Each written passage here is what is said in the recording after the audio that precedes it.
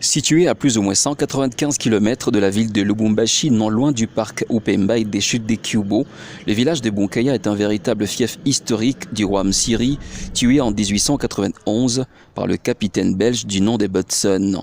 Depuis, c'est devenu un événement que l'on commémore ici chaque 20 décembre par une cérémonie traditionnelle. En termes de vestiges, plusieurs sites de mémoire et lieux témoignent encore de ce fait. C'est notamment le cimetière des notables et personnalités de la chefferie qui se trouve aux côtés du cimetière royal où sont inhumés tous les Bami qui se sont succédés à la tête de la capitale de Bayeke. Depuis une décennie, c'est Sa Majesté Mwenda Bantu Munongo Godefroy Jr. qui préside aux destinées de Bunkaya en tant que descendant de la lignée de Msiri. Ce dernier a entamé un vaste projet de modernisation qui fera de Bunkaya un village touristique et culturel par la construction d'une université, des bureaux administratifs pour les fonctionnaires de l'État et notables du coin et d'un camp de base pour accueillir les visiteurs.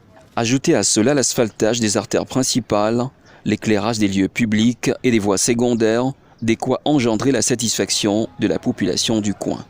Je vois qu'il y a eu un grand développement sur le plan des infrastructures, notamment. J'ai vu des routes, les grandes avenues sont asphaltées, c'est déjà ça. Sur financement, je crois, du grand chef, le Mwami, Godefroy Monongo, que je tiens à féliciter en passant. Mwami a fait de grandes choses ici. À Bunkaya, il a construit une université. Il y a beaucoup de projets, je vois ça dans des vidéos, tout ça. Des reportages, il a doté des véhicules à ses collaborateurs. En tout cas, c'est très grandiose. Mwami anafanya vitu mwa binene sana. Anaenga universite, bantu banatoka mafasha kwa chana wako fundo kwa universite ya Bule. Banakuri ya Bule, banalala Bule, baetudia bamingi. En tout cas, tunamremercier ça anafanya vitu binene. Bunkaya n'est plus Bunkaya d'antan. Pour le moment, nous aspirons vraiment, nous croyons que ça évolue, c'est déjà vers une cité, une ville, et les histoires évoluent vraiment, et à une très grande vitesse. Pour la toute première fois, Bunkaya se voit doté d'une station de radio qui arrose à plus de 150 km² et d'un institut supérieur dénommé Msiri Ier. Dès lors, s'ouvre un vaste chantier de construction.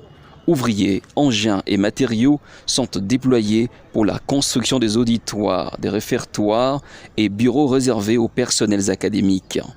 Pour sa première année académique, l'Institut technique Msiri Ier organise 4 facultés, dont 2 sont déjà opérationnelles, comme l'indique ici son secrétaire académique. Et cette première année, nous avons démarré avec la section sciences et techniques appliquées. Et au sein de cette section sciences et techniques appliquées, nous allons organiser pour les années qui viennent 3 filières. Le génie électrique avec comme option électricité industrielle, électronique industrielle et électromécanique. D'ores et déjà, Bunkaya présente l'image d'une bourgade en pleine mutation. Des maisons en paille disparaissent petit à petit pour laisser la place à des bâtisses modernes.